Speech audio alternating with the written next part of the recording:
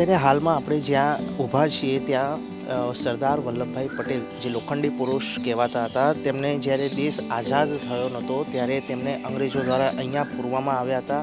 હું કેમેરામેનને કહીશ કે આ દ્રશ્ય આ કોઠડીના બતાવે જે રીતે અત્યારે હાલમાં તમે દ્રશ્યો જુઓ છો કે આ સરદાર વલ્લભભાઈ પટેલને કોટડીમાં રાખવામાં આવ્યા હતા. ત્યારે સૌથી પહેલાં જેલમાં અહીં સરદાર વલ્લભભાઈએ અહીંયા જેલ ભોગવી હતી ત્યારે મીઠાનો કાયદો તોડવાની શરૂઆત થઈ હતી. ત્યારે ગાંધીજી દ્વારા મોટા લોકોને તૈયાર કરવા માટે સરદારે બોરસદ તાલુકાના રાસ ગામે તારીખ 7/3/2030 રોજ ભાષણ રાખેલ. તેઓ એકત્રિત લોક સમુદાય સમક્ષ ભાષણ કર્યું. તે પહેલાં મેજિસ્ટ્રેટ તેમને ભાષણ ન કરવાની નોટિસ પણ આપી. તેનો અનાદર કરતા સરદારને પકડવામાં આવ્યા. ત્યારે બોરસદ અદાલતે એમને બોમ્બે ડિસ્ટ્રિક્ટ પોલીસ એક્ટ હેઠળ 1890ની કલમ 71 મુજબ 3 માસની સાદી કેદ અને 500 રૂપિયાના દંડની અને દંડ ન ભરાય તો વધુ 3 અઠવાડિયાની કેદની સજા ફરમાવી. એ સજા સરદારે આ જેલમાં આ જ કોઠડીની અંદર તારીખ 7/3/30થી તારીખ 25/6/30 સુધી ભોગવી હતી. પહેલાં 5 દિવસ તેમને સામાન્ય ગુનેગાર કેદીઓની સાથે બેરેકમાં રાખવામાં આવ્યા. પછી સરકારના હુકમથી તેમને અવર્ગના કેદી તરીકે આ કોટડીમાં રાખવામાં આવ્યા હતા. તો જે રીતે આ દ્રશ્યો તમે જોઈ શકો છો, અત્યારે હાલમાં આ સરદાર વલ્લભભાઈ પટેલનો આ રૂમ છે. અહીંયા એમની બધી જ સાધન સામગ્રી અહીંયા રાખવામાં આવેલી છે. આ એ જ કોટડી છે જ્યારે દેશ આઝાદ નહોતો થયો, જ્યારે ગાંધીજીથી લઈને સરદાર વલ્લભભાઈ પટેલને આ જ સાબરમતી જેલની અંદર અહીંયા રાખવામાં આવ્યા હતા. ત્યારે આ તમે જે દ્રશ્યો જોયો છે, કસ્તુરબા સાથે મહાત્મા ગાંધી, સરદાર વલ્લભભાઈ પટેલ, આ રાજેન્દ્ર પ્રસાદ, સરદાર વલ્લભભાઈ સાથે તમે જોઈ શકો છો ફોટાની અંદર. ત્યારે આ જ કોટડીની અંદર તેમને કારાવાસ ભોગવ્યો હતો. ત્યારે દેશ આઝાદ થયો. આવા મહાન પુરુષો દ્વારા કેટલીય આવી બેરેકો છે. હજી તો મહાત્મા ગાંધીજીની પણ આગળ બેરેક બતાવીશું, ઝવેરચંદ મેઘાણીની પણ બેરેક છે. તો બન્યા રહો ન્યૂઝ ફોર ઇન્ડિયાની સાથે. આગળ આપણે જઈશું જે બેરેકમાં બીજા જે મહાન અનુભવો છે, જેમણે દેશ માટે, દેશને આઝાદ કરવા માટે પોતાની જાન કુરબાન કરી નાખી.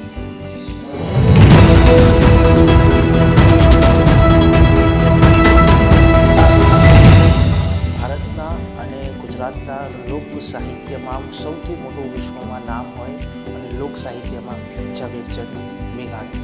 રાજ મને લાગ્યો કસુંબીનો રંગ, આ ગીત વિશ્વ ફલક ઉપર છવાયું છે.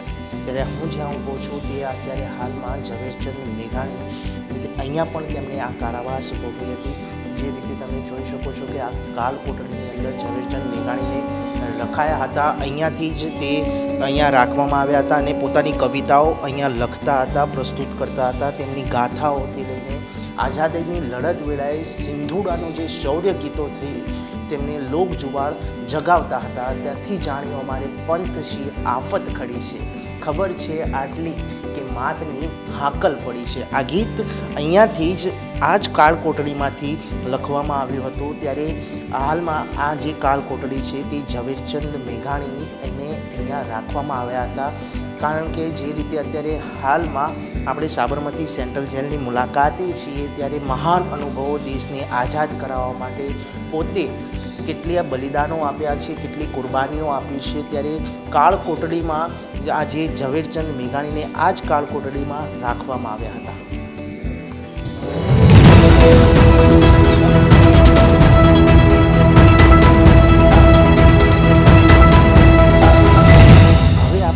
મુલાકાત કરી છે તે રવિશંકર વ્યાસ મહારાજ, જેમને અહીંયા કાળ કોટડીમાં રાખવામાં આવ્યા હતા. કેમેરામેનને કહીશ કે આ પાછળ જે પોસ્ટર છે તે બતાવે રવિશંકર મહારાજ સાથે મોરારજીભાઈ દેસાઈ, મહેંદી નવાઝ ચંદ અને જીવરાજભાઈ મહેતા. આ એ જ કાળ કોટડી છે કે જ્યારે કહેવાય કે રવિશંકર વ્યાસ મહારાજને અહીંયા રાખવામાં આવ્યા હતા. 25 ફેબ્રુઆરી 1884 મહાશિવરાત્રિના રોજ ગુજરાતના ખેડા જિલ્લાના માતર તાલુકાના રડુ ગામમાં ઔદિચ્ય બ્રાહ્મણ પરિવારમાં તેમણે જન્મ લીધો હતો.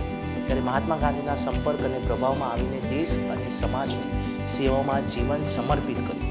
ગાંધી મૂલ્યો, વિચાર અને ખાલી અસ્પૃશ્યતા નિવારણ, વ્યસન મુક્તિનો પ્રચાર પ્રસાર કર્યો. આ જ કારણથી તેમને રવિશંકર વ્યાસ તરીકે ઓળખવામાં આવે છે. 1920માં સુનાવ ખાતે રાષ્ટ્રીય શાળાની તેમણે સ્થાપના પણ કરી.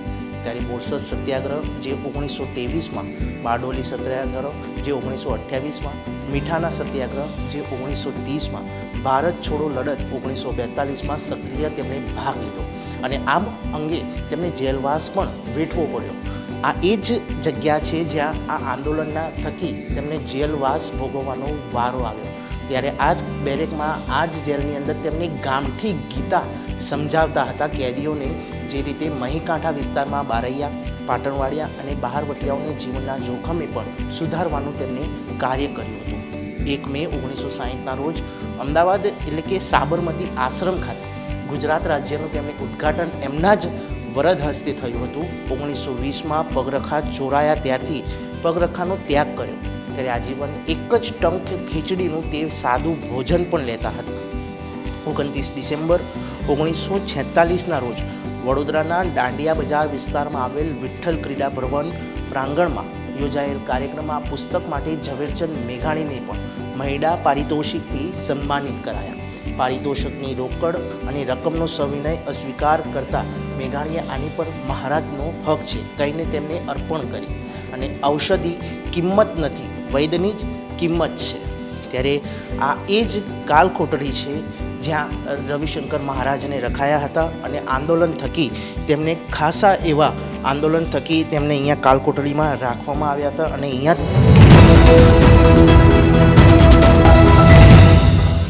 આ જે કાલકોટડી છે તે ભારતના લડવૈયા અબ્બાસ તૈયબજીની આ કાલકોટડી છે. તો હું કેમેરામેનને કહીશ કે આ જે પાછળ છે તેમને પણ દાંડી કૂચમાં ભાગ લીધો હતો. ત્યારે ગાંધીજીએ એમને grand old man of Gujarat તરીકે એક બિરુદ આપવામાં આવ્યું હતું. ત્યારે તેમનો જન્મ 1 ફેબ્રુઆરી 1854ના રોજ ગુજરાતના ખંભાતમાં થયો હતો. ત્યારે તે મુસલમાન પરિવારમાં તેમનો જન્મ થયો હતો. ત્યારે દાદા તૈયબ અલી મોટા વેપારી અને પિતા શમસુદ્દીન તૈયબજી, કાકા બદરુદ્દીન તૈયબજી પ્રખર કાયદાવિદ અને ઇંગ્લેન્ડમાં કાયદાનો અભ્યાસ કરીને બેરિસ્ટર થયા. બરોડા સ્ટેટના ચીફ જસ્ટિસ તરીકે પણ તેમની સેવા આપી. 1915 અને 16માં મહાત્મા ગાંધીના સંપર્કમાં આવ્યા પછી એમના જીવનમાં આમૂલ પરિવર્તન આવ્યું અને પશ્ચિમી વૈભવી જીવનશૈલીને ત્યાગીને અત્યંત સાદગીભર્યું જીવન તેમને અપનાવ્યું હતું.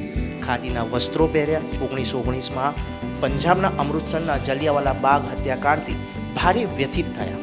જલિયાવાલા બાગ હત્યાકાંડ અંગેની અગ્રણ્ય દેશભક્તોની સ્વતંત્રતા તપાસ સમિતિમાં પણ તેમને નિમણૂક પામ્યા હતા. ભારતના લોહ પુરુષ એવા સરદાર વલ્લભભાઈ પટેલને 1928ના બારડોલી સત્યાગ્રહમાં તેમણે પણ સાથ આપ્યો હતો. 76 વર્ષીય અબ્બાસ તૈયબજીને ધરાસણા સત્યાગ્રહનું સુકાન સોંપ્યું. 12 મેના રોજ એમની પણ ધરપકડ થઈ અને આ જ જેલની અંદર તેમને કારાવાસ ભોગ્યો. તેમને સજા ફરમાવવામાં આવી.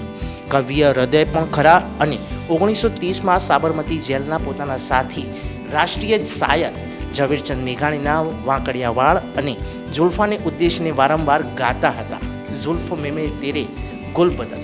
આ જ કવિતાઓ અહીંયાથી લખવામાં આવી હતી. ત્યારે આ અત્યારે રાષ્ટ્રીય કહેવાય કે શાયર ઝવેરચંદ મેઘાણી આ એમનો સપોર્ટ હતા. ત્યારે દાંડી કૂચમાં પણ તેમને બહુ મોટી માત્રામાં તેમનો સહયોગ રહ્યો હતો. ગાંધીજીના નિકટ હતા.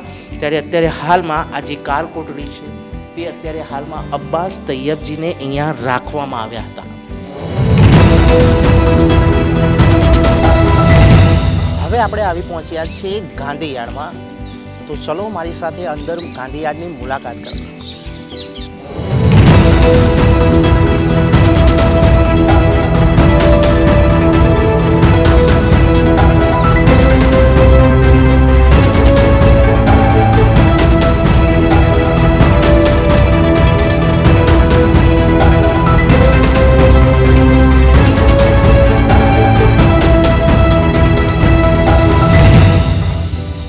કાલકોટડી છે જેમાં બેઠા છીએ તે ગાંધીજીની સ્મરણો છે. અહીંયા ખૂબ જ શાંતિપૂર્ણ વાતાવરણ છે. અહીંયા કેદીઓ પણ આપણને જોવા મળ્યા છે. એમની સાથે પણ વાત કરીશું. દે દી હમે આઝાદી ખડક બિના જ્ઞાન, સાબરમતી કે સંત તુને કર દિયા કમલા. આ ગીત સમગ્ર વિશ્વમાં સૌ કોઈને યાદ છે. આઝાદીની ચળવળથી લઈને દરેક મહાન અનુભવોને અહીંયા રાખવામાં આવ્યા હતા. ત્યારે આ જે કાળકોટડી છે ત્યાં મહાત્મા ગાંધી અહીંયા બેઠા હતા અને તેમનું જે સૂતર કાપવાનું જે કામ હતું, રેટીઓ કાપતા હતા, જે સૂતર બનાવવાની આટી હતી તે અહીંયાથી બનાવતા હતા અને આપણે અહીંયા જે કેદીઓ છે તેમને પણ પૂછીશું કે તેમનો આ જગ્યા ઉપર કેવો અનુભવ રહ્યો.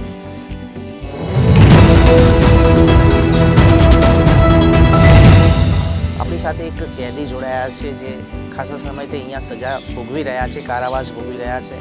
ત્યારે ગાંધીજીની આ જગ્યા છે, શું કહેશો, શું નામ છે? પહેલાં તો આપણું નામ જણાવશો અને ગાંધીજીની આ પ્રતિમા છે જે પહેલી જ જે સજા પડી હતી ગાંધીજીને, કેવો અનુભવ છે? એટલે અહીંયા આગળ મને 15 વર્ષ ને 6 મહિના થયા. મારું નામ ચિરાગ કિશોરભાઈ રાણા છે અને આજીવન સજા હું ભોગવી રહ્યો છું. તો છેલ્લા 7 વર્ષથી અહીંયા એક પ્રોજેક્ટ ચાલે છે. એના માટે હું ગાંધીજીની જે ખોલી ગાંધીજી રહેલા હતા એમની બાજુની જ ખોલીમાં મારું રેકોર્ડિંગ ચાલે છે.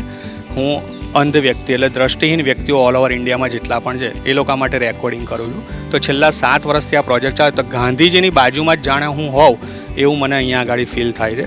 અને આ વાતાવરણ એટલું શાંત અને એવું છે કે આખી જેલમાં કોઈ એવી જગ્યા નથી કે જ્યાં આગળ આટલું શાંત વાતાવરણ મળે, જેના કારણે જે મારું માનસિક સંતુલન પણ હોય અથવા મારે કોઈ બીજા જે નેગેટિવ વિચારસરણી આવતી હોય કે જે હું બીજી વ્યક્તિઓ જોડે રહેતો હોઉં, સંકળાયેલો રહેતો હોઉં, તો મારામાં જે નેગેટિવ ફિલિંગ આવી છે ને એ સહેજ પણ મને ફિલિંગ એવી આવી નથી. અને એના કારણે હું હંમેશા પોઝિટિવિટીમાં જ ચાલું છું અને આટલા સમયગાળો મેં નીકાળ્યો અહીંયા આગળ તો પણ હું માનસિક રીતે અને શારીરિક રીતે બંને રીતે ફિટ છું. એમ ગાંધીજીના કયા એવા ગુણો છે જે તમને લાગે છે કે અહીંયા ખરેખર અપનાવવા જેવા છે? આમ તો ગાંધીજીનો દરેક વસ્તુ અપનાવે જેવી છે, પણ એવા કયા ગુણો છે? કારણ કે આ એવી જગ્યા છે જ્યાં આઝાદીની પ્રથમ એમણે અહીંયા શરૂઆત કરી હતી, પહેલી જન્મટીપ પડી હતી એમને સજા ભોગવવા માટે. એવા કયા ગુણો છે? એટલે આમ દરેક જણને મનમાં એવું વિચાર આવતું હોય કે પણ હું પણ ગાંધી જેવો બનું, પણ કોઈ બની શકતા નથી. પણ એ વાત ખોટી છે, કારણ કે દરેકની અંદર ગાંધી તો રહેલો જ છે એવું મારું માનવું છે. કઈ રીતે?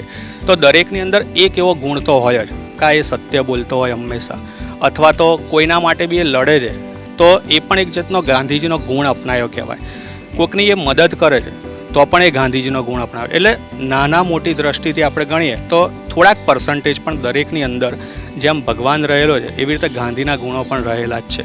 તો હું પણ એવી રીતે ક્યાંક ને ક્યાંક ગાંધી સાથે થોડાક ગુણોથી સંકળાયેલો છું. એમ નહીં કહું કે હું પોતે ગાંધી જેવો થઈ ગયો છું, પણ થોડાક પર્સન્ટેજ મારામાં પણ ગાંધીજીના ગુણો છે જ. એ અત્યારે હાલમાં શું કરી રહ્યા છે, અહીંયા એમને શું કામ સોંપવામાં આવ્યું છે? કારણ કે જે બી કેદીઓ હોય છે તેમને દરેક એક કામ અહીંયા જેલ દ્વારા કરવામાં આવે છે પોતાની આવડત દ્વારા. આપને અહીંયા શું કામ રાખવામાં આવ્યા છે? શું કયું કામ આપને સોંપવામાં આવ્યું છે જેલ દ્વારા? એટલે અહીંયા આગળ જ્યારે કોઈ વ્યક્તિને સજા પડે છે તો એને કંઈક ને કંઈક કામગીરી સોંપવામાં આવે છે. તો હું છેલ્લા 6 વર્ષથી doctor Reena Sharma psychology cell અહીંયા આગળ ચલાવે છે, સમર્થ સેન્ટર છે. તો એમાં હું મેન્ટોરશિપ તરીકે કામ કરું છું. એટલે કોઈ પણ વ્યક્તિ નવી અંદર જ્યારે આવે છે તો એક ડિપ્રેશનમાં હોય છે, અથવા તો કંઈક ગુના કર્યો હોય અથવા ના પણ કર્યો હોય, પણ એ જ્યારે અંદર આવે તો એક બહારના વાતાવરણમાંથી જ્યારે એ અંદર આવે છે તો પોતાની જાતને એક્સેપ્ટ નથી કરી શકતો હતો. જેના કારણે શું થાય છે કે ઘણી વખત એ પોતાની જાતને નુકસાન પહોંચાડે છે અથવા કોઈ બીજી વ્યક્તિને નુકસાન પહોંચાડી દે છે. તો અહીંયા આગળ એ ડૉક્ટર રીના શર્મા દ્વારા એમને કાઉન્સેલિંગ કરવામાં આવે છે. એ સિવાય 4 દિવસ અમે લોકોએ એમનું કાઉન્સેલિંગ કે કંઈ પણ એમને વાતચીત હોય તેને ગુપ્ત રાખવામાં આવે છે અને એમનું માનસિક રીતે સ્ટેબલ કરવામાં આવે. એવું નથી કે એ વ્યક્તિ માનસિક છે અથવા કોઈ માનસિક રીતે બીમાર છે, પણ એને કંઈક કહેવું છે તો એ કોઈ બીજા વ્યક્તિને કહે છે અથવા કોઈ કેદીને કહે છે તો એની મજાક મસ્તી થાય છે, જેના કારણે એ વધુ અપસેટ થાય છે અને કંઈક ગુનો વધુ કંઈક અંદર રહીને કરી દે છે. તો એવું ના થાય એના માટે આ છેલ્લા 7 વર્ષથી એ પણ એક પ્રોજેક્ટ ચાલે છે. તો એ હું સંભાળું છું જોબ તરીકે.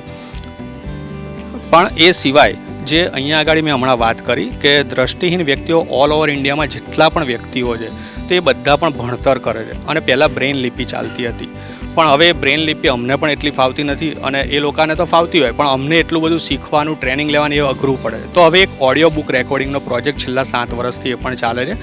તો એ હું અહીંયા ગાંધીજીની ખોલીની બાજુમાં મેં જે વાત કરી એ હું રેકોર્ડિંગ કરું છું. એમાં છેલ્લા 7 વર્ષમાં અમે 3500 કરતાં વધુ બુક 7 એક કેદી ભાઈઓ દ્વારા કરવામાં આવેલી છે. એમાં ગુજરાતી, હિન્દી, અંગ્રેજી અને સંસ્કૃત 4 ભાષામાં રેકોર્ડિંગ કરવામાં આવે છે. એમાં ધોરણ 1થી લઈ અને IAS, IPS અધિકારી સુધીના બનવા માટેની જેટલી પણ પુસ્તકો જોબ આવે તો એ બધી જ પુસ્તકો અમે અહીંયા આગળ રેકોર્ડિંગ કરીએ છીએ. આપ કેટલું સ્ટડી કર્યા છે, કેટલું ભણ્યા છો આપ? હવે હું મારી વાત કરું તો હું જ્યારે અંદર આવ્યો અને સજા પડી તો મને એમ થયું કે આ વાતાવરણમાં હું કઈ રીતે રહી શકીશ. તો ના પૂછવું જોઈએ કઈ સજા ભોગવી હતી, કયું એવું કહેવાય કે ગુનો કર્યો હતો?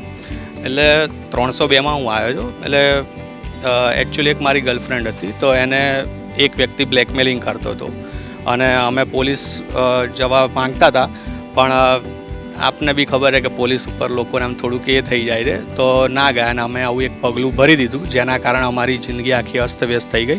અને હું જ્યારે અંદર આવ્યો એ પછી મને એમ થયું કે આ જગ્યાએ હવે મારાથી રહેવાશે ને, હું સમય કેવી રીતે કાઢીશ, હું શું કરું એમ.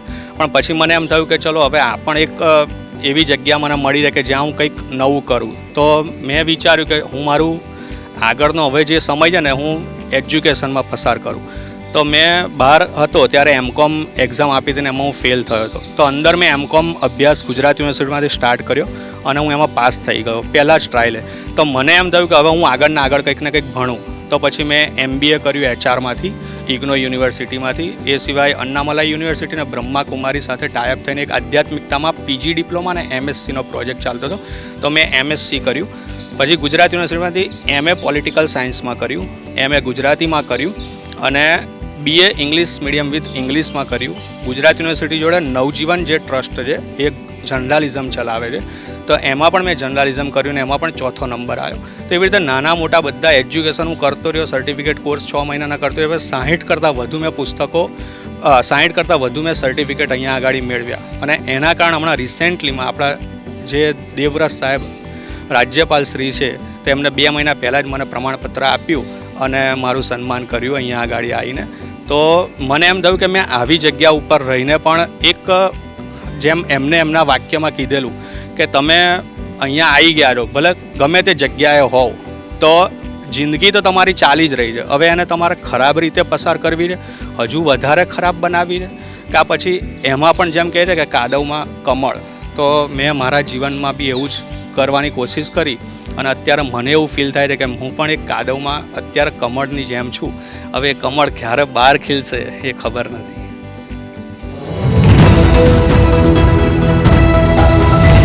એક અઠવાડિયા પછી પૂર્વ નિર્ધારિત સમયે નૂર સુલતાનભાઈ મારા દવાખાને હાજર થઈ ગયા. એમણે 2 દિવસથી સ્નાન ના કર્યું હોય તેમ જણાવ્યું અને એમની દાઢીના વાળ પણ ઘણા વધી ગયા હતા. મેં એમને પહેલાં બોલવાની તક આપી. શરૂઆતમાં બજારમાં મેં એમને આપેલી મદદને યાદ કરીને એમણે ફરીથી આભાર વ્યક્ત કર્યા. પછી એમને હાલમાં પજવતી વ્યથાની વાત ચાલુ કરી. મને છેલ્લા કેટલાક સમયથી ડાબી બાજુના શરીરમાં ખાસ કરીને ડાબા પગમાં નબળાઈ વર્તાય છે.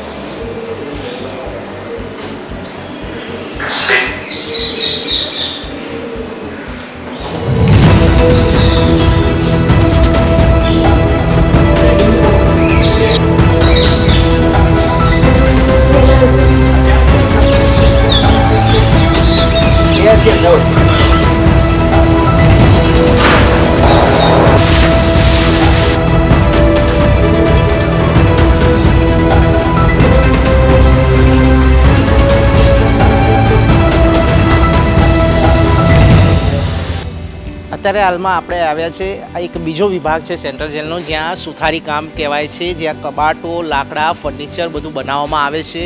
તો તમે જોઈ શકો છો કે અહીંયા જે અત્યારે હાલમાં જે સજા પામી રહેલા કેદીઓ છે તે અત્યારે અહીંયા કામ કરી રહ્યા છે. કેમેરામેનને કહીશ કે એ પણ દ્રશ્ય બતાવે કે કઈ રીતની કામગીરી અહીંયા કરવામાં આવે છે. અહીંયા કમસે કમ 30 થી 40 કેદીઓ અહીંયા રોજ કામ કરે છે. જે સવારે એમનો જે કામનો પીરિયડ હોય છે તે અત્યારે કામગીરી કરવામાં આવે છે. જે રીતે અહીંયા જોઈ શકાય છે કે કેદીઓ કઈ રીતે પોતાની કામગીરી રોજની જે પ્રવૃત્તિ હોય છે તે કરતા હોય છે. 40 થી 35 જેટલા કેદીઓ અહીંયા રોજ કામગીરી કરી રહ્યા છે. અત્યારે હાલમાં આપણે આ એક કેદી સાથે વાત કરીશું. શું નામ છે આપનું? મારું નામ નરસિંહભાઈ વાહાજીભાઈ પરમાર. આપણી અહીંયા કામગીરી શું હોય? અહીંયા સુતારી કામ કરવાનું આવે, ટેબલ બનાવવાનું આવે છે, પછી બાજોટ બનાવવામાં આવે, ત્રિપાઈ બનાવવામાં આવે છે, પછી લોખંડનું ફર્નિચર છે, તિજોરી બનાવવાની આવે છે, બરાબર, ખુરશી રિપેરિંગ કરવાની આવે છે જૂનામાંથી. આ કામગીરી પત્યા પછી આ બનાવ્યા પછી આપ એનો સેલ કઈ રીતે કરો છો? સેલ ડાયરેક્ટ ઓર્ડર આવે છે, બરાબર, અહીં આવીને ઓર્ડર આપી જાય ને એ પ્રમાણે ઓર્ડર મુજબ અમે બનાવીને આપી દઈએ. કેટલા કારીગરો અહીંયા કહેવાય, કેટલા કેદી કામ કરે છે? અહીંયા 31 કેદી હાલમાં કામ કરી રહ્યા છે. શું સમય હોય છે? સમય અહીંયાથી 7 સાડા 7 આવી જઈએ છીએ અને સાંજે 5:30 6 વાગ્યા સુધી.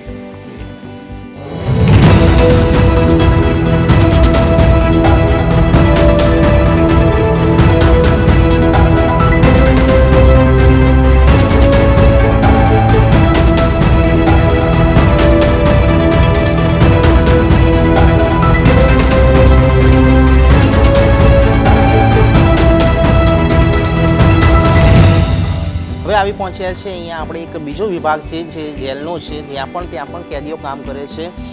બુક બાઇન્ડિંગ વિભાગ, જે ચોપડા ફાઇલ્સ એ બધું બનાવવામાં આવે છે. આપણી સાથે એક અહીંયાના જે કેદી છે તે આપણી સાથે જોડાયા છે, તેમની સાથે વાત કરીશું. શું નામ છે આપનું? મારું નામ બળવંત હીરાલાલ મહેરિયા છે. હવે ભાઈ શું કામગીરી હોય છે અહીંયા દિવસની? અહીંયા સાહેબ અમે આ 60 ફાઇલો બનાવીએ ને તો એક વર્ધી મળે 170 રૂપિયા, બરાબર. એમાં એકાદી વર્ધી માણસ કરી શકે રોજની. બીજું કે એને વધારે કરવું હોય તો વધારે બી કામ આપણે આપી શકીએ છીએ. જે રીતે જેલનો નિયમ જે રીતે ચાલતું હોય, જે મેન્યુ બનાવેલું હોય એ રીતે અમે કામ આપીએ છીએ બધું. કેટલા કેદી અહીંયા કામ કરે છે બુક બાઇન્ડિંગ? અત્યારે ટોટલ અમે 10 કેદી છીએ. ટોટલ કેદી 10 પાકા કેદી, ટોટલ બધા પાકા જ કેદી છે. ફાઇલો સિવાય બીજું બી કયું કામ અહીંયા કરવામાં આવે છે બીજા બુક બાઇન્ડિંગ સિવાય, કે કઈ રીતે? અમારા જેલ ઉદ્યોગનું ટોટલી કામ અહીંયા કરવામાં આવે. જેલ ઉદ્યોગના જે બી ચોપડા બનતા હોય, રજિસ્ટર બનતા હોય, લીટીવાળા, કોરા, જે બી બનતું હોય ને એ બધું જ અહીંયા બનાવવામાં આવે છે. કેટલા કેદી છે અહીંયા? 10 કેદી સાહેબ. હા. અને બીજું સાહેબ, અમારે જે અમારા સાહેબ છે ને ફેક્ટરી મેનેજર યશ પરમાર સાહેબ, એ અમને ખૂબ સપોર્ટ કરે છે, ખૂબ સારા છે અમારા માટે. અને અમારા જે અધિક્ષક છે બેન શેતાબેન શ્રીમાળી, એ અમારા કેદીઓ માટે બહુ મહેનત કરે છે. એમનો ખૂબ ખૂબ આભાર અમારો બધાના માટે. થેન્ક યુ સાહેબ. અહીંયા જે ફાઇલો બનાવવામાં આવે છે, જે સરકારી ફાઇલો હોય છે તે અહીંયા પ્રિન્ટિંગ કરવામાં આવે છે. હું કેમેરામેનને કહીશ કે કયા કયા ડિપાર્ટમેન્ટની અહીંયા જે ફાઇલો બનાવવામાં છે. ગુજરાત સ્ટેટ અમદાવાદ જેલ અને સુધારકની, ગુજરાત શિક્ષણ વિભાગની, આંબેડકર અંત્યોદય વિકાસ નિગમની, આ તમામ ફાઇલો જે સરકારી વિભાગ કચેરીઓ છે, ચાહે પોલીસ ખાતાથી લઈને મેડિકલથી લઈને દરેક કર્મચારી જે સરકારી ફાઇલો છે તે બનાવવામાં આવે છે. સાથે સાથે અહીંયા જે લગ્નની કંકોત્રી પણ છે, પ્રાઇવેટ કામો પણ અહીંયા બનાવવામાં પ્રિન્ટિંગ સાથે કરવામાં આવી રહ્યા છે. ત્યારે ફરીથી હું આ જે આપણા સાથે કેદી છે તેમને આપણી સાથે વાત કરીશું કે અત્યારે હાલમાં જે રીતે ફાઇલો સરકારી કચેરી બીજા કયા કામો અહીંયા કરવામાં આવે છે સરકારી ફાઇલો સિવાય કે સરકારી કાગળો સિવાય? ગૃહ વિભાગની ટોટલો ફાઇલો હોય સાહેબ. ગૃહ વિભાગ ખાતાની કોઈ બી ખાતું હોય, જનરલ બધું કામ અહીંયા હોય છે.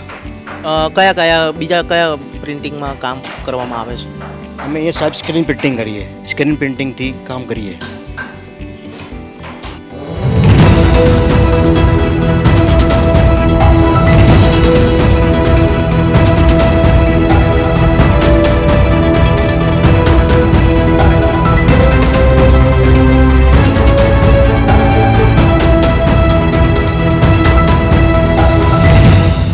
હવે આપણે આવી પહોંચ્યા છે સાબરમતી સેન્ટ્રલ જેલની મુલાકાતે તો છીએ, પણ સાથે સાથે ભોજનની કેદીઓને કેવી વ્યવસ્થા પૂરી પાડવામાં આવે છે. કેમેરામેનને કહીશ કે મારી પાછળ જે છે કેદીઓ જે છે તે ભોજન બનાવી રહ્યા છે. રોટલી, શાક, દાળ ભાત, જે તમામ પ્રકારની ખાવાની જે આઇટમો છે તે બનાવવામાં અહીંયા આવે છે.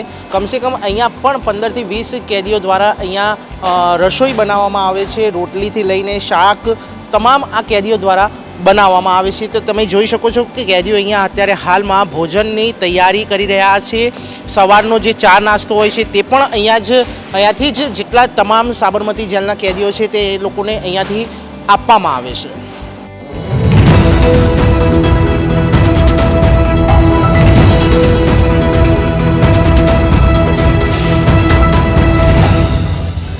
આજે રસોઈ જે વિભાગ છે ત્યાં જે આપણે અત્યારે ઊભા છીએ ત્યારે આજે શનિવાર છે તો દરેક દિવસનું મેનુ અલગ અલગ હોય છે. તો આજે શનિવાર છે તો અત્યારે જે કેદીઓને જે જમવાનું હોય છે તે શાક, રોટલી, દાળ, ભાત અને એક કહેવાય કે મીઠું મોં કરવા માટે શીરો પણ આજે બનાવવામાં આવે છે, કારણ કે અત્યારે હાલમાં જે દર વીક હોય છે તે દર દિવસે અલગ અલગ આ કેદીઓને જમવાનું ભોજન પૂરું પાડવામાં આવતું હોય છે. ત્યારે રસોઈ ઘરની પણ આપણે મુલાકાત લીધી કે કઈ રીતે ત્યાં સબ્જી રોટી કઈ રીતે બનાવવામાં આવે છે, કારણ કે અહીંયા અત્યારે હાલમાં જે કેદીઓને જમવાનો જે ટાઈમ હોય છે તે પણ અલગ હોય છે, કારણ કે અહીંયાની જે દુનિયા છે, જે બહારની દુનિયા છે, અંદરની દુનિયા છે તે કંઈક અલગ હોય છે. ત્યારે અત્યારે હાલમાં તમે જોઈ શકો છો કે અત્યારે હાલમાં અહીંયા એક મેનુ તૈયાર રાખવામાં આવ્યું છે અને આ જ મેનુ હવે કેદીઓને આપવામાં આવશે.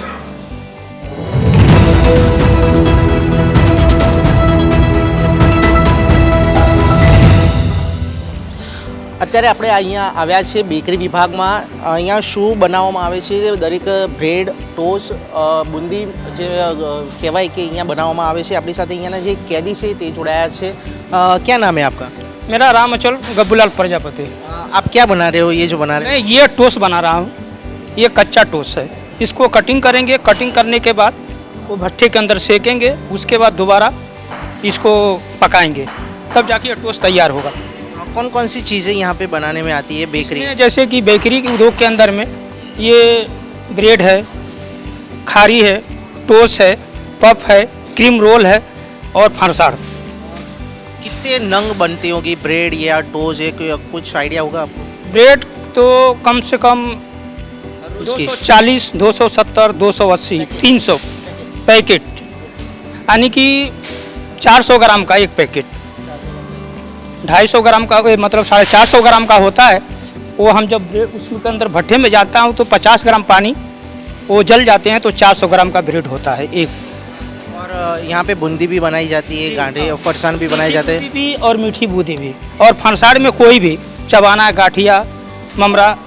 कितने लोगों का यहाँ पे स्टाफ है, कितने लोग काम कर रहे हैं? अरे अभी तो वर्तमान में 16 हैं, बाकी तो 20 आदमी के आसपास में काम करते हैं हर रोज? हर रोज। फरसाण के अंदर में जैसे कि हम डेली ये सर्विस जो है अपना ब्रेड का हम सिविल के लिए बनाते हैं।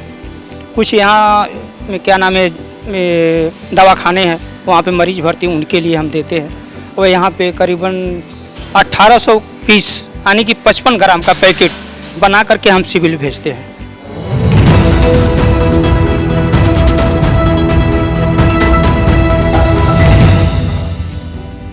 Good morning Ahmedabad.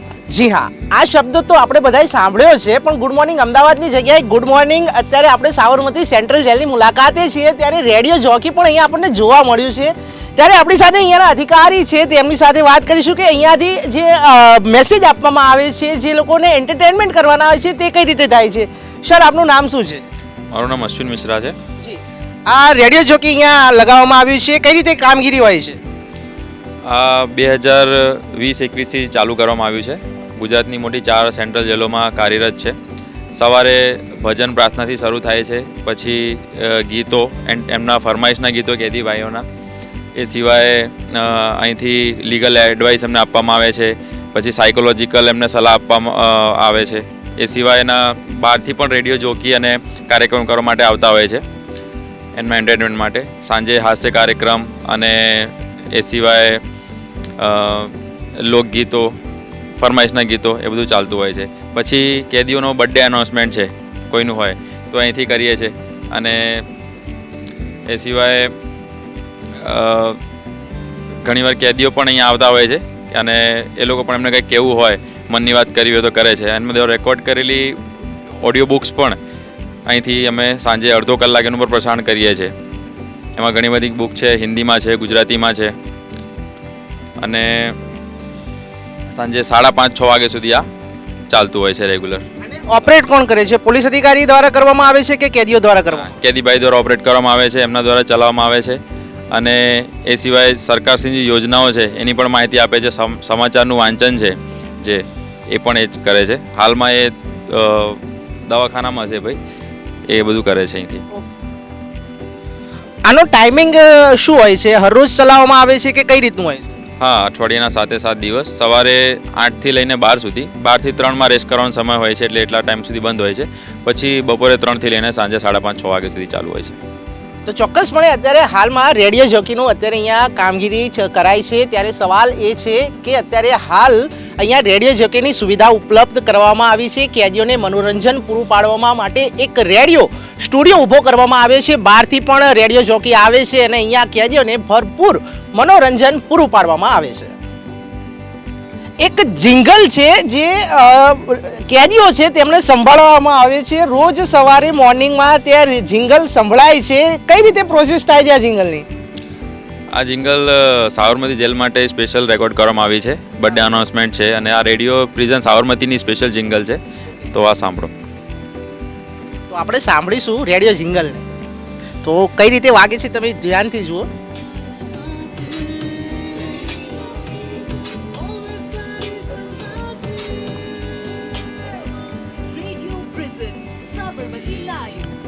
તો ચોક્કસપણે આ જ રીતે લોકોને બર્થડે વિશ કરવામાં આવે છે. રેડિયો જોકીને ભરપૂર એન્ટરટેનમેન્ટ કેદીઓને કરવામાં આવે છે. આ રીતે રોજ કાર્યક્રમ થાય છે.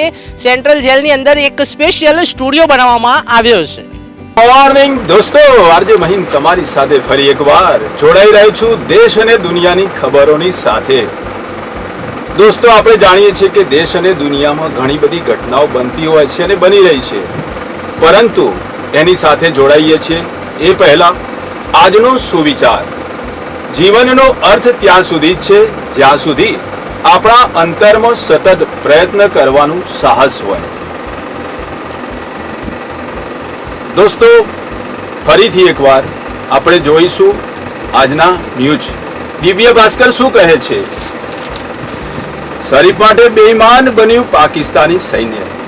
રાત્રે 8 કલાક મતગણતરી અટકાવી બેલેટ બદલ્યા પછી નવાજ આગળ. ઇમરાનનું વાવાઝોડું જોઈ ચૂંટણી પંચના વડા અને શહેબાઝ શરીફ સેનાની કચેરીએ દોડ્યા. પ્રતિબંધ છતાં પીટીઆઈના કાર્યકરોએ ઝંડા ફરકાવ્યા. પીટીઆઈનો દાવો, રાત્રે અમારા લોકો જીતી રહ્યા હતા, સવારે પરિણામ ફેરવી નખાયું. હલ્દાનીમાં પૂર્વયોજિત તોફાન, પેટ્રોલ બોમ્બ, પથ્થરોનો સંગ્રહ કરાયો હતો. 2 કલાકમાં 5ના મૃત્યુ, 300થી વધુ પોલીસને ઈજા થઈ.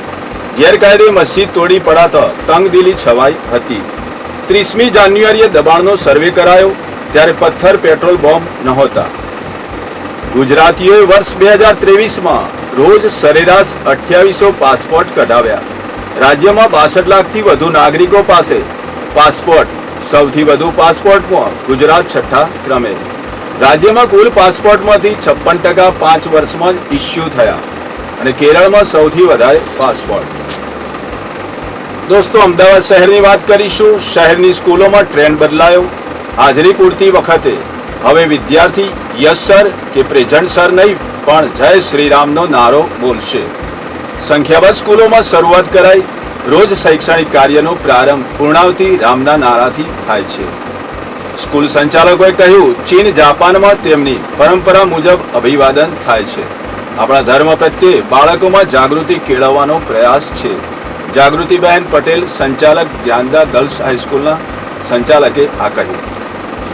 દોસ્તો, ચાલુ વર્ષનો ટેક્સ ભરવા 31 માર્ચ સુધી સમય છતાં મ્યુનિસિપાલિટી મિલકત સીલ કરતી હોવાનો આક્ષેપ. આરજે જોકી તો બહુ જોયા હશે, પણ સેન્ટ્રલ જેલના જે આરજે જોકી છે તેમની સાથે આપણે વાત કરીશું. મહેન્દ્રભાઈ આપણી સાથે જોડાયા છે. મહેન્દ્રભાઈ, આપનું હાર્દિક સ્વાગત છે. આરજે જોકી આપ કઈ રીતે કાર્યરત કરે છે, શું કહેશો તેના વિશે? આરજે જોકી જે કાર્યરત છે એનો શ્રેય આપણા આદરણીય રાવ સાહેબને જાય છે. એમના પ્રયત્નોથી 2020માં 2 ઓક્ટોબરે આનું ઉદ્ઘાટન થયેલું. એ દિવસથી જ હું આરજે તરીકે જોડાયેલો છું. અહીંયા સવારથી જ ઘણી બધી પ્રવૃત્તિઓ રેડિયો ઉપર મૂકવામાં આવે છે. યોગા છે, પ્રાર્થના છે, ભજન છે, ગુજરાતી ગીતો મૂકવામાં આવે છે. બપોર પછીના સેશનમાં હિન્દી ગીતો પણ મૂકવામાં આવે છે. અને એના સિવાય કોઈ પોઝિટિવ સ્ટોરી હોય તો એ પણ આપવામાં આવે છે. આરજે જોકી મેં એવું પણ સાંભળ્યું છે કે ઘણા લોકો બહારથી પણ આવે છે આરજે, તો તેને લોકોને કેટલી હેલ્પફુલ આપ થઈ શકો છો?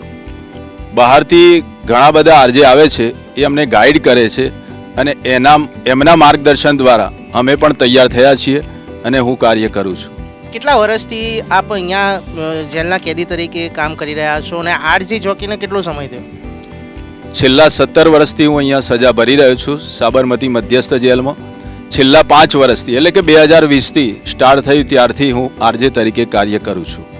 અને એમાં પણ મારું જે મુખ્ય કાર્ય જે છે એ ઇન્ફોર્મ કરવાનું, એટલે કે કોઈ સૂચના હોય, કોઈ માહિતી હોય તો એ બંદીવાન ભાઈઓને જણાવવાનું. અને ડેઇલી ન્યૂઝ ગુજરાત સમાચાર, દિવ્ય ભાસ્કર અને સંદેશ એ 10 વાગે બધાને સંભળાવું છું. રોજ ફિક્સ ટાઈમ હોય છે કે અલગ અલગ ટાઈમિંગ હોય છે? જનરલી ફિક્સ ટાઈમ છે 10 વાગે. તો આપણે આરજે જોકી જે મહેન્દ્રભાઈ છે તેમને આપણે કહીશું કે એક ઝલક આરજેની કરીને બતાવે. મહેન્દ્રભાઈ, એક ઝલક આપણા દર્શક મિત્રોને બતાવજો કે કઈ રીતે સેન્ટ્રલ જેલની અંદર આપણે રેડિયો મિર્ચી ચલાવી રહ્યા છો. હા, ગુડ મોર્નિંગ દોસ્તો. આરજે મહીન તમારી સાથે ફરી એકવાર દેશ અને દુનિયાની ખબરો સાથે જોડી રહ્યો છું. દોસ્તો, દેશ અને દુનિયામાં ઘણું બધું બનતું હોય છે, પરંતુ આપણે પણ સાંપ્રત સમય સાથે જોડાયા રહીએ એટલા માટે જ આ માધ્યમ છે. એટલે ફરી એકવાર દિવ્ય ભાસ્કર આજનું શું કહે છે એ પહેલા આજનો સુવિચાર. જીવનનો અર્થ ત્યાં સુધી જ છે જ્યાં સુધી આપણા અંતરમાં સતત પ્રયત્ન કરવાનું સાહસ હોય. દોસ્તો, દિવ્ય ભાસ્કર એવું પણ કહે છે કે શરીફ માટે બેઈમાન બન્યું પાકિસ્તાની સૈન્ય. રાત્રે 8 કલાક મત ગણતરી અટકાવી, બેલેટ બદલ્યા, પછી નવા જ આગળ. દોસ્તો, ફરી મળીશું. ત્યાં સુધી સાંભળતા રહો રેડિયો પ્રેઝન્ટ સાબરમતી લાઈવ. સ્વસ્થ રહો, મસ્ત રહો. જી હા, રાષ્ટ્રીય કવિ ઝવેરચંદ મેઘાણી પણ અહીંયા જ સાબરમતી સેન્ટ્રલ જેલના કેદી રહી ચૂક્યા છે. ત્યારે ઝવેરચંદ મેઘાણીના એક ભજન છે તે આપણને આપણા જે રેડિયો જોકી છે મહેન્દ્રભાઈ તે ગાઈને સંભળાવશે. મહેન્દ્રભાઈ, આપ એક જે ઝવેરચંદ મેઘાણીનું વાત કરી રહ્યા હતા, શું કહેશો? કઈ એક ભજન અમારા દર્શક મિત્રોને ગાઈને સંભળાવો તો વધારે સારું રહેશે. હા, તો ઝવેરચંદ મેઘાણીની આપે જે વાત કરી કે અહીંયા હતા ત્યારે એમને એક પુસ્તક લખ્યું હતું જેનું નામ છે કસુંબીનો રંગ.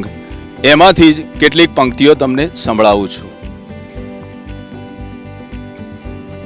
હો રાજ મને લાગ્યો કસુંબીનો રંગ, હો રાજ મને લાગ્યો કસુંબીનો રંગ, જનની નહૈયામાં પોઢંતા પોઢંતા પીધો કસુંબીનો રંગ, ધોળા ધાવણ કેરી ધારાએ પામ્યો કસુંબીનો રંગ. હો રાજ મને લાગ્યો કસુંબીનો રંગ, હો રાજ મને લાગ્યો કસુંબીનો રંગ. ખૂબ સરસ કસુંબીનો રંગ લાગ્યો છે. પણ આ એક કહેવાય કે અત્યારે હાલમાં મહેન્દ્રભાઈ સજા કાપી રહ્યા છે અને ખૂબ જ કહેવાય કે માઇન્ડ ફ્રેશ કરવા માટે કેદીઓને પણ મનોરંજન અહીંયા પૂરું પાડવામાં આવે છે મહેન્દ્રભાઈ દ્વારા.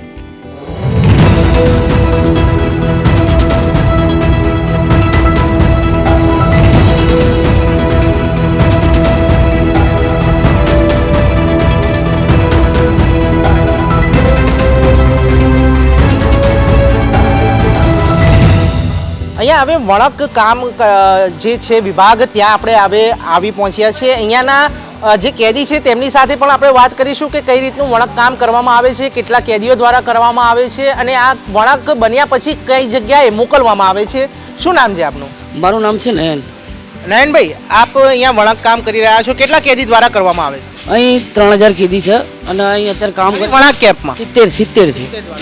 ઓકે, એટલે અત્યારે હાલમાં જે રીતે 70 દ્વારા લોકો આ વળક કામ કરે છે એ લોકોને અલગ અલગ પાર્ટ્સ આપેલા છે, વિભાગ આપેલા છે? હા, અલગ અલગ બધાના વિભાગ આપેલા છે. એ બધા મશીન ચલાવે છે, કોઈ સારણ કામ કરે છે, કોઈ ખાડા ચલાવે છે. આ હેન્ડલૂમનું કામની બી છે અને પાવરલૂમની કામ છે. અહીં અમે બધા 2 જણા મળીને અહીં ફાર્મ ચલાવીએ છીએ અને ફાર્મની અંદર રોલ ભરીને ત્યાંથી સારણ ઉપર જાય. સારણ ઉપરથી મશીન ઉપર જઈને અને ત્યારે કાપડ તૈયાર થાય છે. અને હેન્ડલૂમની અંદર અહીંથી સારણ થઈને અને હેન્ડલૂમની અંદર જાય અને હેન્ડલૂમની અંદર આપણે દરી છે, હેન્ડલૂમની જેટલી બી આઇટમો છે ને અહીં બને છે. આ બન્યા પછી ક્યાં મોકલવામાં આવે છે? અહીં બન્યા પછી બધી સરકારી ઓફિસોની અંદર જેના બહાર આપણે સ્ટોર છે એ બધી જગ્યાએ મોકલવામાં આવે છે.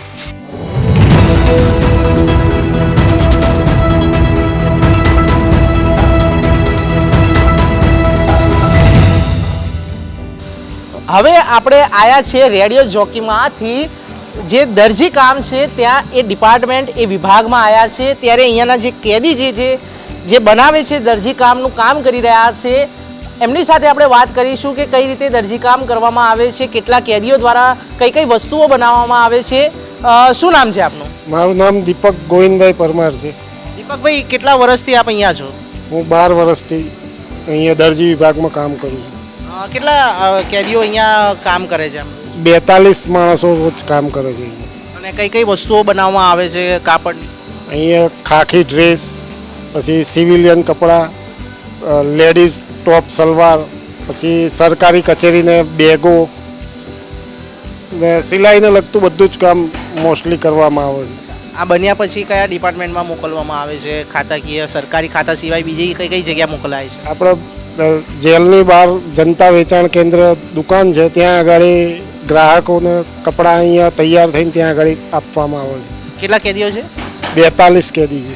શું ટાઈમિંગ હોય છે આ લોકોને કામ કરવાની? સવારે 7:30 થી લઈને સાંજે 5 વાગ્યા લગી.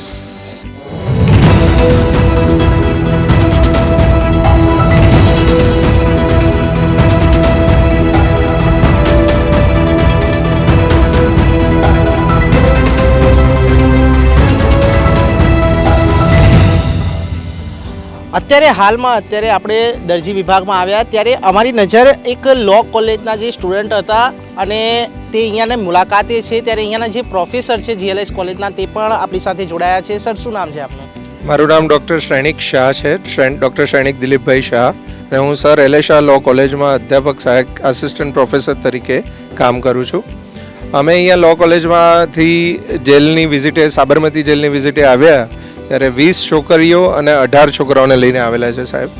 અને જેલ વિઝિટ દરમિયાન અમે શરૂઆત કરી તો મહાત્મા ગાંધીજીએ જે આઝાદી દરમિયાન જેલમાં જે સમય વિતાવ્યો અંગ્રેજો સામેના સંઘર્ષમાં, તો મહાત્મા ગાંધીજી, સરદાર વલ્લભભાઈ પટેલ, એમની ઝવેરચંદ મેઘાણી, રવિશંકર વ્યાસ, આ બધાની એમણે જે સમય વિતાવ્યો હતો મહાપુરુષોએ, એ લોકોની જે જગ્યાએ જ્યાં રહ્યા હતા એ લોકો, એ જગ્યાએ અમે મુલાકાત કરી અને અમે એ જગ્યાને એ સમયમાં અમે એમની યાદોને વાગોળી અને અમુક એમના પત્રો પણ અમે જોયા. મહાત્મા ગાંધીજીએ જે પોતે જાતે જે પોતાના અક્ષરોમાં લખેલા છે એ લેટર્સ પણ જોયા અને સ્ટુડન્ટ્સને એક બહુ જ સરસ શરૂઆત થઈ અને એવો એમનો આહલાદક અનુભવ થયો કે આઝાદીના સમયમાં મહાપુરુષોએ એમણે જે બલિદાન આપ્યું છે આપણા માટે, ત્યાગ આપ્યો છે, તો એનું ત્યાંથી અમે શરૂઆત કરી.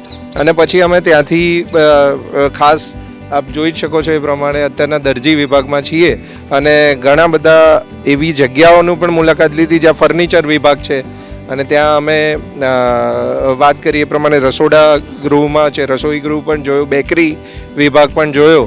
અને જે જેલના કેદીઓ જે રીતે કામ કરીને પોતાનો સમયનો સદુપયોગ કરે છે અને જે રીતે પ્રોડક્શન અને આઉટપુટ જે સારી માત્રામાં થઈ રહ્યું છે અને સાથે સાથે જેલના કેદીઓનો સમય જાય છે, એમની એક પ્રકારની આડકતરી રીતે સાયકોલોજીકલ ટ્રીટમેન્ટ જ છે. અને સાથે સાથે જ્યારે એ લોકો બહાર જાય સમાજમાં, જ્યારે પાછા રેગ્યુલર લાઈફમાં આવે ત્યારે એ લોકો કોઈપણ જાતના વિકાર મુક્ત વાતાવરણ જીવે એ માટેનો અહીંયા જેલ ઓથોરિટીઝનો પ્રયાસ છે. એને પણ અમારા વિદ્યાર્થીઓએ જોયો અને દે આર ઓલ હેપી અને એમને બહુ જ સરસ રીતે આ પ્રયાસને એમને બિરદાવ્યો છે. આપણી સાથે GLS કોલેજ જે લો કોલેજ છે તેમના સ્ટુડન્ટો પણ આપણી સાથે જોડાયા છે. શું નામ છે આપનું? પ્રજાપતિ ઋતુલ પુરુષોત્તમભાઈ. કેવો અનુભવ રહ્યો સાબરમતી સેન્ટ્રલ જેલનો? શું શું જોવા મળ્યું અને શું શીખ્યા? જી સર, અનુભવ ખૂબ સરસ રહ્યો. અહીંનું મેનેજમેન્ટ સાથે બધું અમે સરની વિઝિટ સાથે અમે આવ્યા, બધું જોયું. શરૂઆત એમ પ્રોફેસર સાહેબે તો અગાઉ કીધું એ પ્રમાણે અમે મહાત્મા ગાંધીજી સર, સરદાર વલ્લભભાઈ પટેલ, ત્યાંથી અમે એમના આઝાદીની લડતના જે ભાગરૂપથી શરૂઆત ત્યાંથી અમે કરી. ત્યાંનું બધું એમનું કારાવાસથી માંડીને બધો અનુભવ અમે જોયો. ત્યારબાદ અમે ત્યાંથી આગળ વધ્યા. એમના સાથીદારો જ્યાં એમને બી જેલ કરી હતી, ઝવેરચંદ મેઘાણી છે તથા મોહમ્મદ અય્યર અબ્બાસજી છે, ઝવેરચંદ મેઘાણી, રવિશંકર મહારાજ, એ બધાના જેલનો કારાવાસ અમે બી જોયો ત્યાં.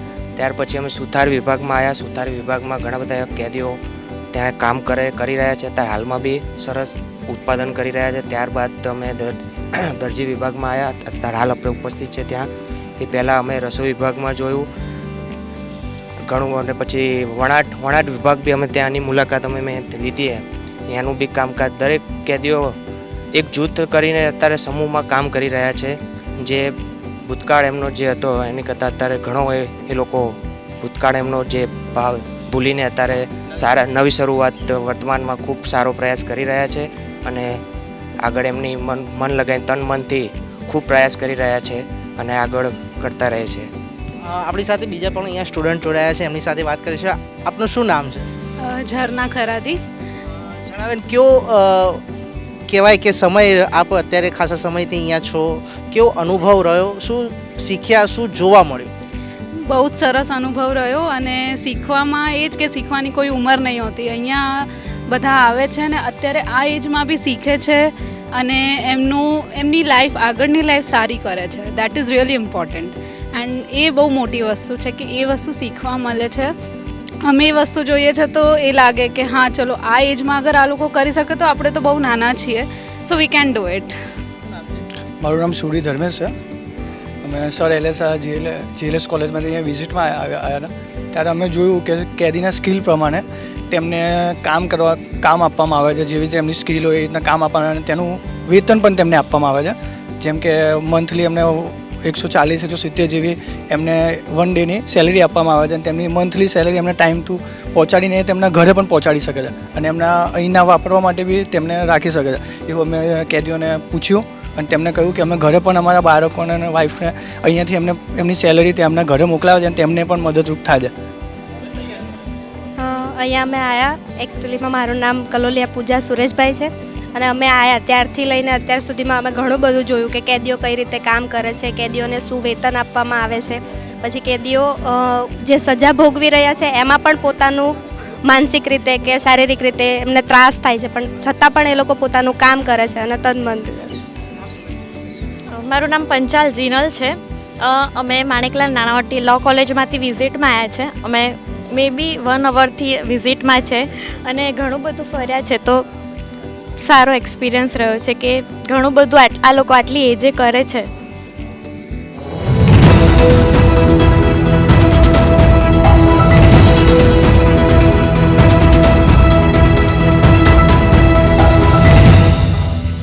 હવે જે વિભાગ છે સેન્ટ્રલ જેલનો તે છે હીરા ઉદ્યોગ. આમ તો સુરત કહેવાય ગુજરાતમાં હીરા ઉદ્યોગ માટે જાણીતું છે, પણ એક સેન્ટ્રલ જેલની અંદર એક બીજો ઉદ્યોગ જે હીરાનો છે તે એ વિભાગમાં આપણે આવ્યા છીએ. જે અહીંયાના કેદી છે તેમની સાથે વાત કરીશું કે અત્યારે હાલમાં કેટલા અહીંયા કેદીઓ કામ કરે છે અને કઈ રીતે હીરાની કામગીરી કરવામાં આવે છે. શું નામ છે આપ?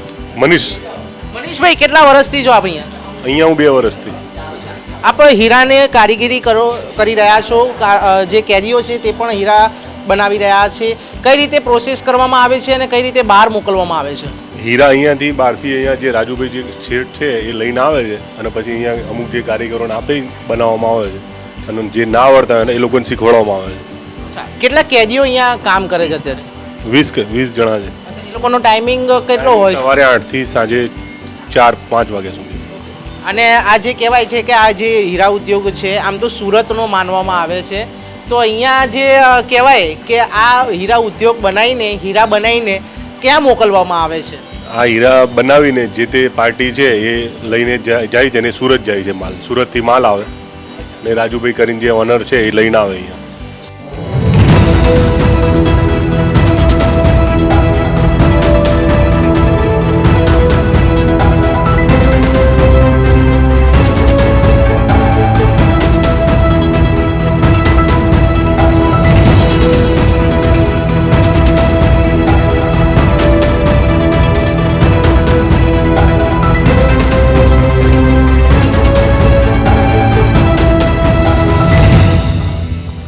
અત્યારે હાલમાં આપણે સાબરમતી સેન્ટ્રલ જેલની મુલાકાતે છે, તેવામાં પુરુષ જે મેલ છે તેના સેન્ટ્રલ જેલની મુલાકાત લીધી. હવે આપણે આવ્યા છીએ ફિમેલ એટલે કે મહિલા જેલની અંદર.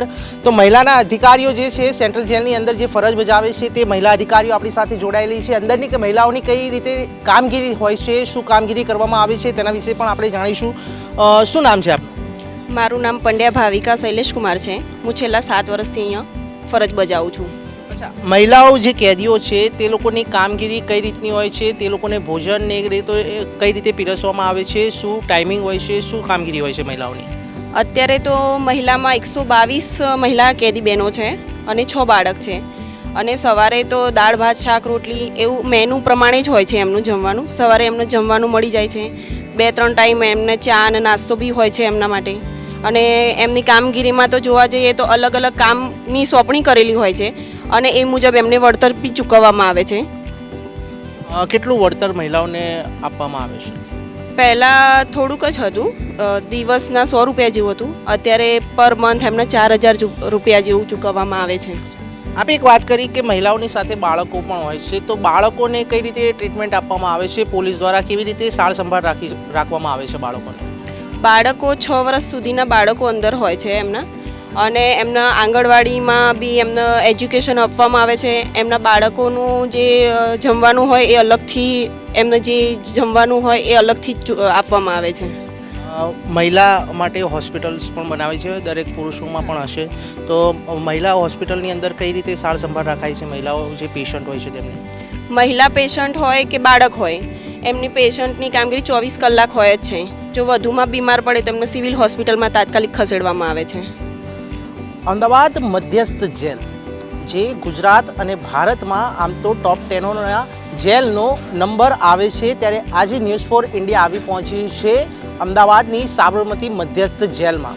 આજે આપણે જાણીશું કે અમદાવાદના જે સેન્ટ્રલ જેલ છે સાબરમતી અંદર, તેની અંદર જે કાચા અને પાકા કામના જે કેદીઓ છે તે લોકોને કઈ રીતે રાખવામાં આવે છે, તે લોકોનું જમવાનું, તે લોકોને મેડિકલ કઈ રીતે સુવિધા ઉપલબ્ધ થાય છે, અંદર પોલીસની કામગીરી કેવી હોય છે, તે બધા જ તમામ મુદ્દાઓ ઉપર આજે આપણે વાત કરીશું અને જાણીશું. અને તમે પણ આપ જો જાણવા માંગતા હોય કે સાબરમતી સેન્ટ્રલ જેલની અંદર જે કેદીઓને ખાવા પીવાના રહેવાની અંદર સુવિધા કેવી હોય છે, તો બન્યા રહો ન્યૂઝ ફોર ઇન્ડિયાની સાથે. તો ચલો આપણે વધુ સમય ના લેતા આપણે સીધા અંદર જઈએ સાબરમતી સેન્ટ્રલ જેલની મુલાકાતે.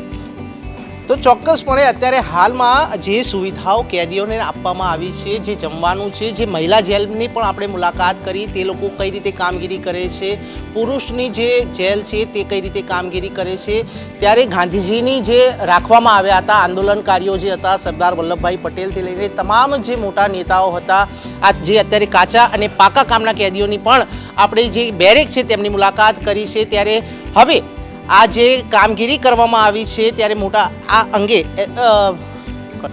તો ચોક્કસપણે જે રીતે અત્યારે મધ્યસ્થ જેલની અંદર આપણે ન્યૂઝ ફોર ઇન્ડિયાએ મુલાકાત કરી, કાચા અને પાકા કામના કેદીઓની પણ મુલાકાત કરી, તેમને જમવાનું કઈ રીતે આપવામાં આવે છે, પોલીસની કામગીરી કઈ રીતે હોય છે સેન્ટ્રલ જેલની અંદર.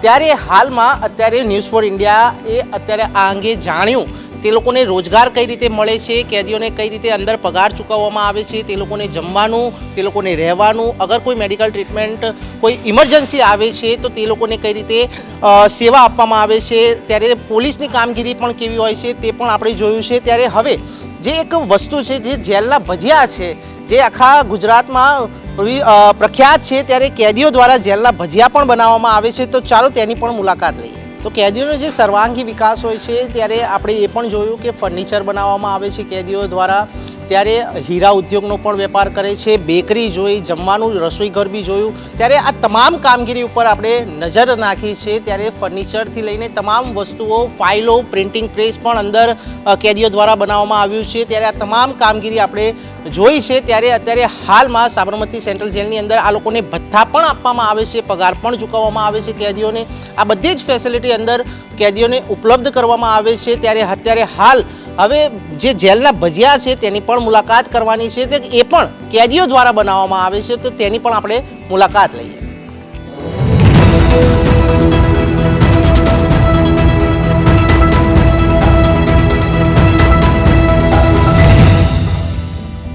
અત્યારે હવે આપણે આવી પહોંચ્યા છે ઓપન જેલ.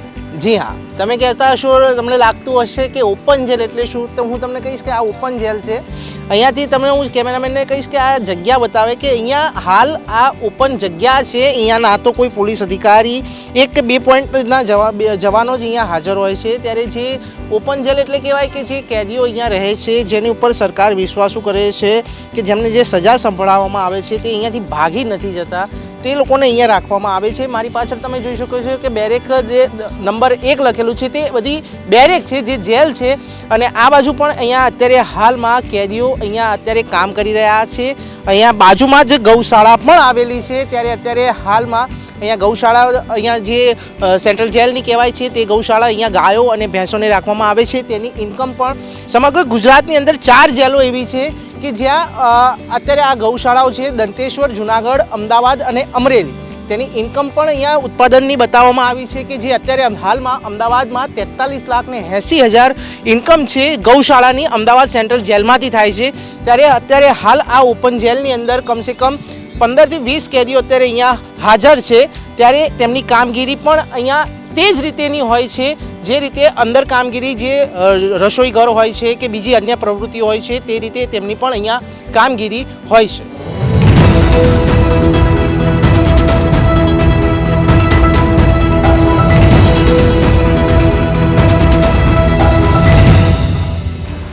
હવે આપણે આવી પહોંચ્યા છે અમદાવાદની મધ્યસ્થ જેલની અંદર, જે ખેતી થાય છે, દૂધ ઉત્પાદન થાય છે, ગૌશાળા જ્યાં ગાયોને રખાય છે ત્યાં આવી પહોંચ્યા છે. આપણી સાથે અહીંયાના જે કામગીરી કરી રહ્યા છે જેલના કેદી છે તે આપણી સાથે ઉપસ્થિત છે. શું નામ છે આપનું? અણદાભાઈ. હા ભાઈ, કેટલા સમયથી આપ અહીંયા રહો છો? 10 વર્ષથી. 10 વર્ષ થયા. અચ્છા, આ ગૌશાળા છે, એ ગૌશાળાની કઈ રીતે કામગીરી હોય છે? જે દૂધ ઉત્પાદન થાય છે કઈ રીતે કામગીરી થાય? અમે 2 વાગે ઉઠી છીએ, પછી ઢોરા દોઈને પછી 5-5:30 દૂધ લાઈનમાં લઈને જાવી છે. બસ એ રીતે દૂધ ઉત્પાદન. દૂધ ક્યાં આપવામાં આવે છે? પોલીસ સ્ટાફમાં. પોલીસ સ્ટાફમાં. અને બહાર કોઈ વધે તો દેવાનું નહીં. આ ગાયોને કઈ રીતે દેખરેખ રાખવામાં આવે છે? કઈ રીતે કામગીરી હોય છે? એ સાંજ સવાર ગમે એનું ટાઈમે પાણી પાવાનું, ટાઈમે એની સાર પૂરો કરવાનો અને ટાઈમે એને દોઈ લેવાનું.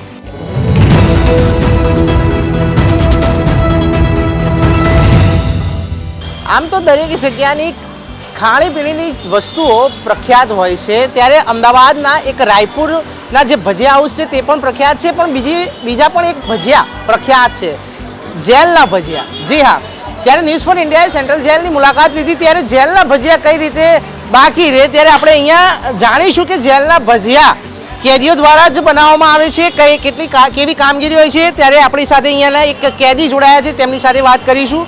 શું નામ છે આપનું? ડાયાભાઈ અંબારામ. ડાયાભાઈ, કેટલા વર્ષથી આપ અહીંયા છો? અહીંયા હું ઓપન જેલમાં 12 વર્ષથી છું. અચ્છા, આ જેલના ભજીયા પ્રખ્યાત છે, કેવી કામગીરી હોય છે? કેટલા કારીગરો અહીંયા કામ કરે છે? અહીંયા 10 માણસ હોય છે, 4 કારીગરો હોય છે. કામ કેટલા વાગ્યાથી કેટલા વાગ્યા સુધીની આપની ડ્યુટી હોય છે? 8 વાગે તે રાતના 8 વાગે. આ ભજીયા ખાલી કેદીઓ દ્વારા જ બનાવવામાં આવે? કેદીઓ દ્વારા જ બનાવવામાં આવે.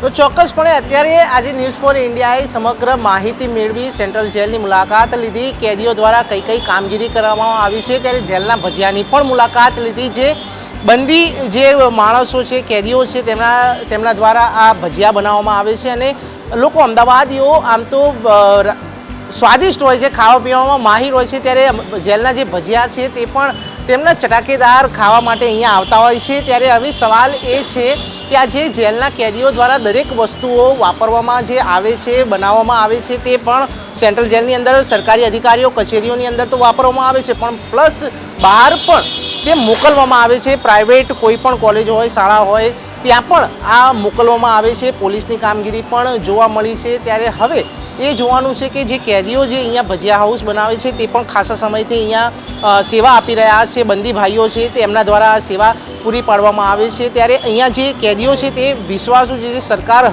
હસ્તક આવે છે તે લોકોને ધ્યાનમાં રાખીને આ ઓપન જે જેલ બતાવી હતી તેમાં આ લોકો રહે છે. ત્યારે હવે એ જોવાનું છે કે ત્યારે આ જે જેલના ભજીયા છે તે ખૂબ જ પ્રખ્યાત છે. ત્યારે આવી જ સ્ટોરીઓ માટે જોતા રહો ન્યૂઝ ફોર ઇન્ડિયા. ત્યારે અહીંયાના એક આઈપીએસ અધિકારી જે જેલના અધિકારી છે તે પણ આપણી સાથે હવે જોડાવાના છે થોડા સમયમાં. ત્યારે તે જેલ અંગે શું માહિતી આપે છે તે જોવાનું છે.